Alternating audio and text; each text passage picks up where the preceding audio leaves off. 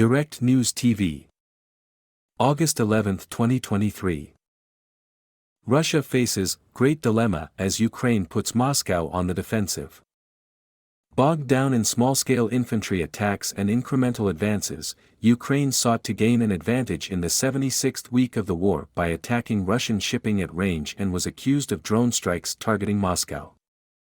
Drone footage Ukraine released on August 4 showed the prow of a surface drone approaching the Olenigorsky Gornyak, a Raputia-class Russian landing ship, before going blank at contact range. The attack happened just outside Novorossiysk harbor, supposedly a safe port on the eastern edge of the Black Sea, to which Russia had relocated much of its Navy fleet based in Sevastopol after Ukraine sank its Black Sea flagship in May. Daylight footage showed the Olenigorsky Gornyak listing severely to port as it was towed to Novorossiysk harbor. This poses a great dilemma for the Russians, wrote Phillips O'Brien, professor of strategy at St. Andrews University. Do they now deploy more of their surface assets to protect tankers and the like while they transit the Black Sea, which will make those warships inviting targets?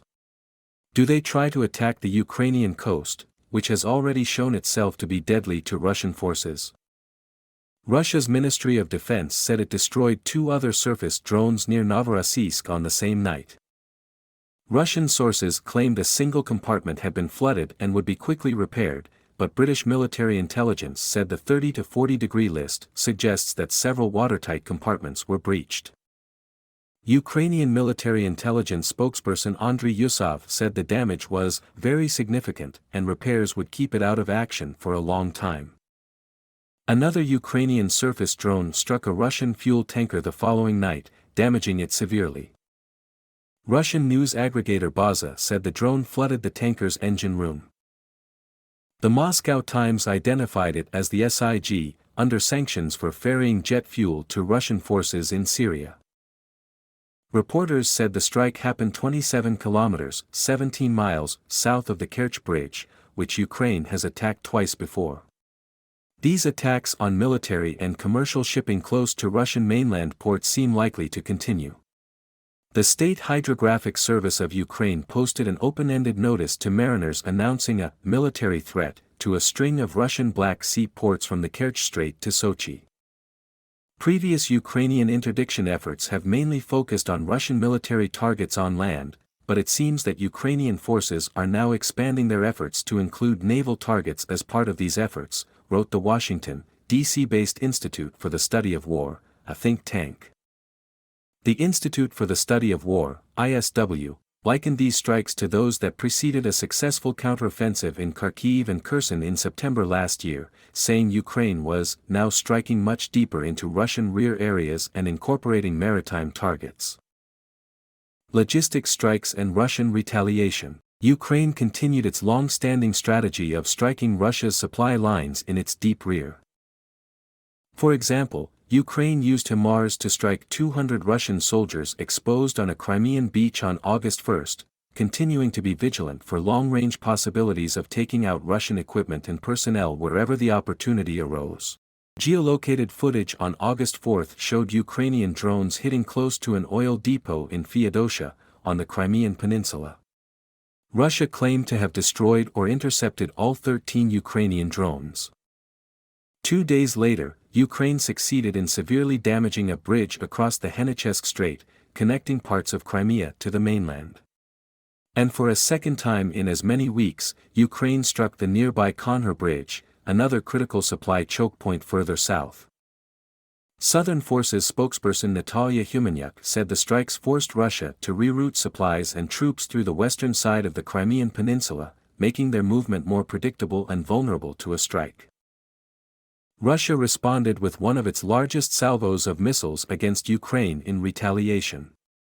Ukraine's General Staff said their forces shot down all 27 Shahed drones, 17 out of 20 caliber ship-launched cruise missiles and 13 out of 23 Kh-101/555 air-launched cruise missiles.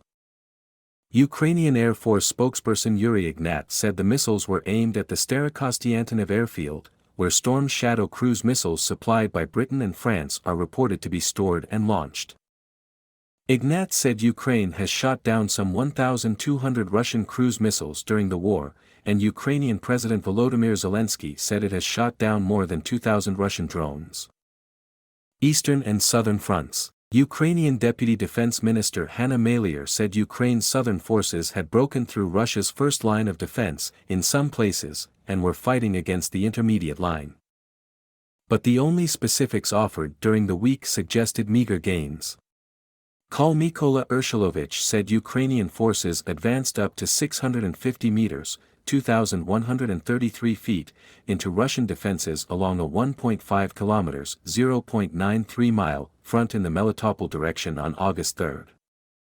The commander of Ukraine's support forces, Brig Gen Dmytro Jeriga, said slow progress on the southern front was due to minefields, trenches, anti-tank concrete pyramids and barbed wire put up by Russian defenders.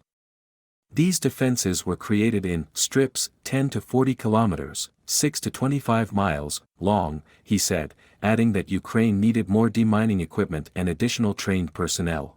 Ukraine's military intelligence chief, Kyrylo Budanov, said Russian forces had built stationary, fully equipped, concrete-filled defense posts in the south, and that most progress was in the east. Over time, the Ukrainians have been securing the advantage, wrote Jack Wadling, a defense expert at Royal United Services Institute, in a Financial Times opinion piece. The question now is whether they can push Russian forces to breaking point. Ukrainian forces were advancing slowly to reduce losses, Wadling said, but were eroding Russian artillery by provoking it to fire, pinpointing it and destroying it. He called this a turning point, allowing Ukrainian troops to take Russian positions. Saudi Summit. Ukraine also pressed ahead with a diplomatic initiative to win international support and erode tolerance for Russia's war. Ukraine has enjoyed the unstinting support of NATO, Japan, South Korea and Australia. On August 6, diplomats from 42 countries, including China and India, nominally supporters of Russia, joined a 42-nation summit in Riyadh, the Saudi capital, to call on Russia to respect the principles of international law, including respect for Ukrainian sovereignty and territorial integrity. The communiqué was a slap in the face of Vladimir Putin, who days earlier staged a summit with African leaders in St. Petersburg, attempting to put momentum behind his own quest to boost Russian grain and fertilizer exports. The initiative suggested sanctions were biting into Russia's economy. Reuters news agency reported that Russia had doubled its defense spending to $100 billion this year, representing a third of the budget. My name is Kingsley. Please like, share, subscribe and hit that notification bell so you can be the first to be notified whenever we post. You won't regret it.